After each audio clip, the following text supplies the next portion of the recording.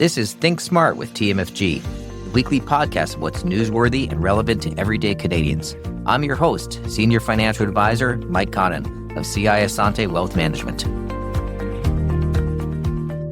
John, is the Canadian dream changing? For decades, Canada developed a reputation as a country where financial progress followed a predictable path. Build a career, buy a home, gradually build wealth over time. For many families, especially many immigrant families, that promise of stability and opportunity was a major reason for building their lives in Canada. But today, with rising housing costs, higher living expenses, and more conversations about the country's economic direction, many people are beginning to question whether the traditional path still works the same.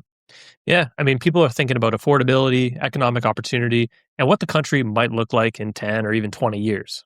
So the discussion here is why these concerns are emerging and what they might mean for long-term financial planning. So, John, let's start with a few statistics. We were reading a survey and it talked about the expectation of Canadians. Now, when you do these surveys, they're not always right. They give you a sort of little piece of what people are thinking, but it gives you a consensus of what the feeling is in the country. They did a survey last year and they said 59% of Canadians expect the economy to worsen in the upcoming year. So more than half the people expect things to be worse next year than they are this year.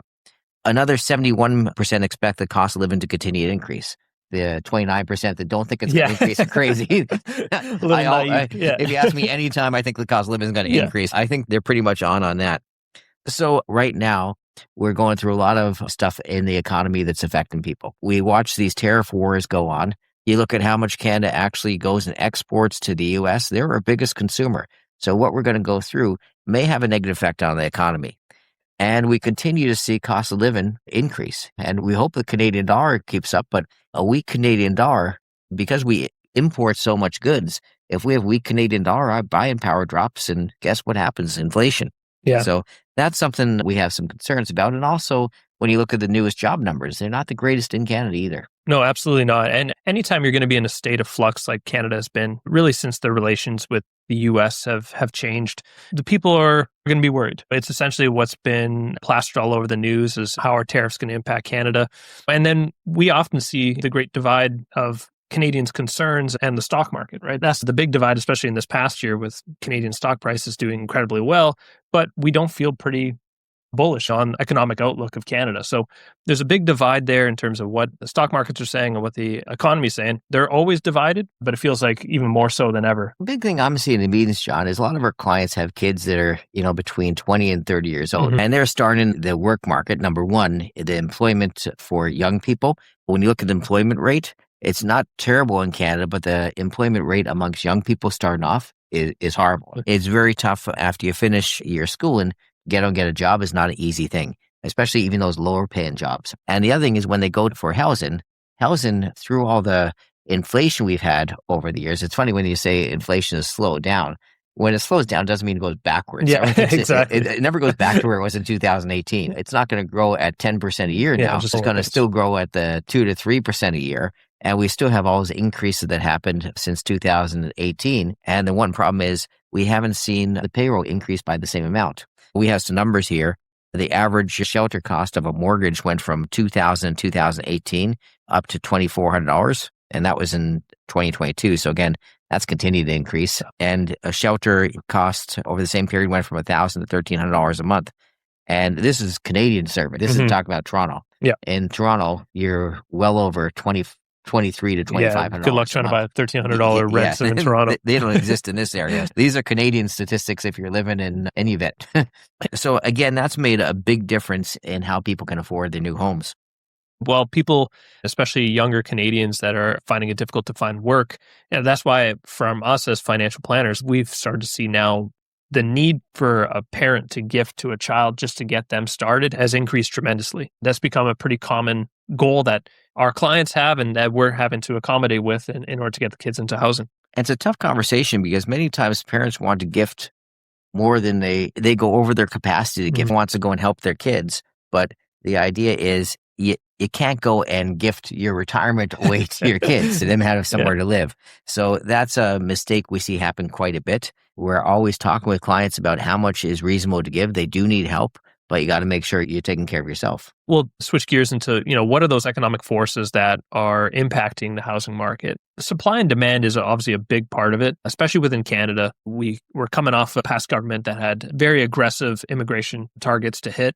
And now those have been reversed. And actually, for the first time in a long time, we actually had negative immigration within Canada.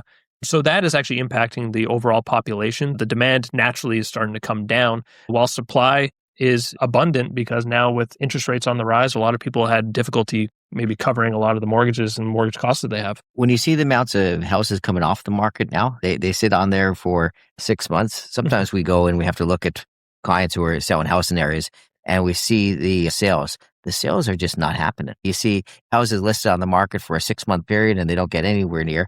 Everyone has this expectation when they sell their house, they can get the highest price it was ever worth. That's not happening right now. And we see houses that used to be at $3.5 million going for $2.5 million now, which is a scary thought, but that's reality, right? We've had those difficult conversations with our clients where everyone kind of anchors to the highest price that they knew their house could have got, right? Yeah. Everyone wants to know that their house is worth $2 million. And as soon as only people are offering 1.5, in their mind ingrained, they think my house is worth $2 million. It's really not. It's really worth whatever someone's willing to offer for you. And the problem, and real estate can be very long cycles. We talk about the stock market cycle. Everything is cyclical, but real estate cycles can be 10, 20 years. You can go through some significant downtimes, and it doesn't move quickly like the stock market where it's going up and down. You can see it moving up, down by 3% a day. It's not like that. It's more of a gradual area, but it doesn't pop back as quickly either. Now, with all these other economic conditions, people say, well, we're just waiting for the real estate to pop back.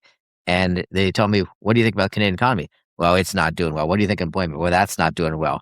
And I go, okay, well, how is the price of your house going to be worth more money if all this stuff has to work well for people to have the money to buy these houses at those old prices? Yeah, exactly. And even just for reference for our listeners, back in the early 90s is when Canadian housing market went through a similar type of slowdown. Obviously, Canada's changed a lot from where it was back in the early 90s, but at that time, it took close to about a decade in terms of the average home price, at least within the GTA, to get back to its regular price. And it's early 2000s. Not saying that necessarily has to happen now, but just for reference, that's what we had to deal with back in the 90s. You were having trouble in grade school over that. Yeah, exactly. I wasn't thinking about houses back then.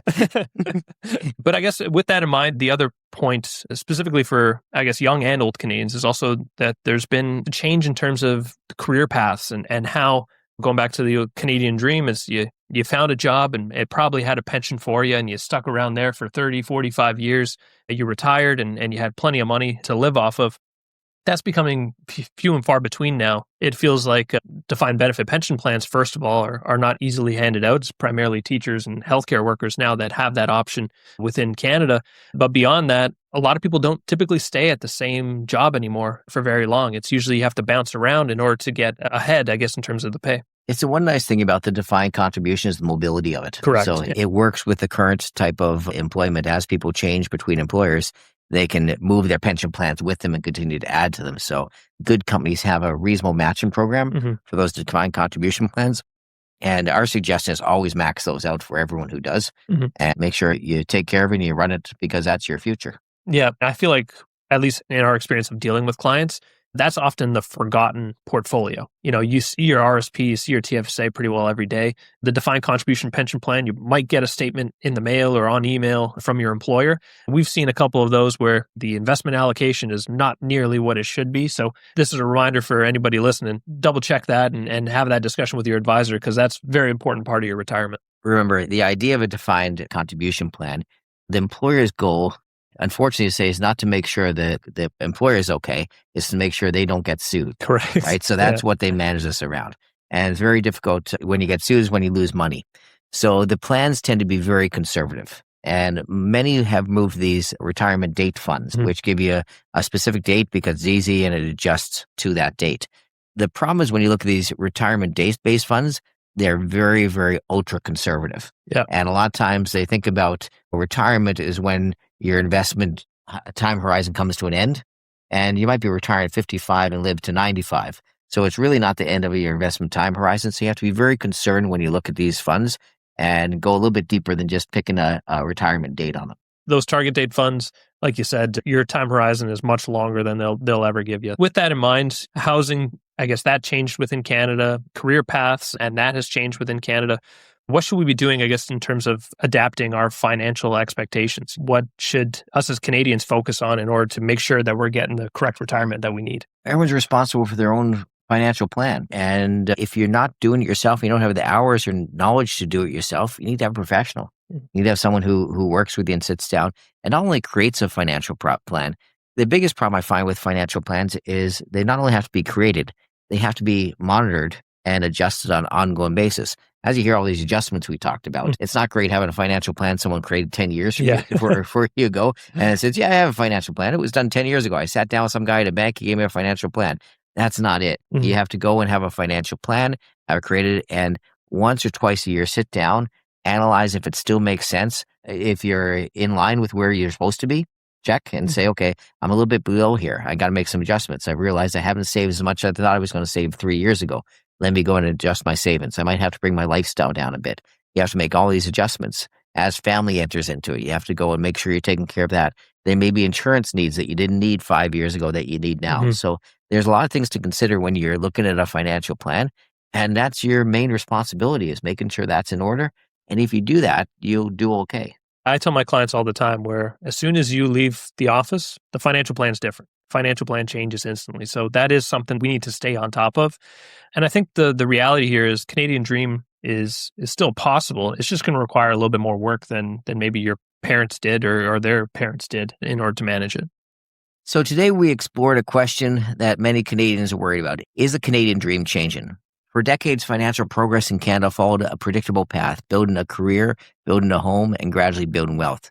But as economic conditions evolve, it's natural for people to question whether this path still looks the same. We also discussed how housing affordability, interest rates, and broader economic conditions shape people's thinking about long-term financial stability.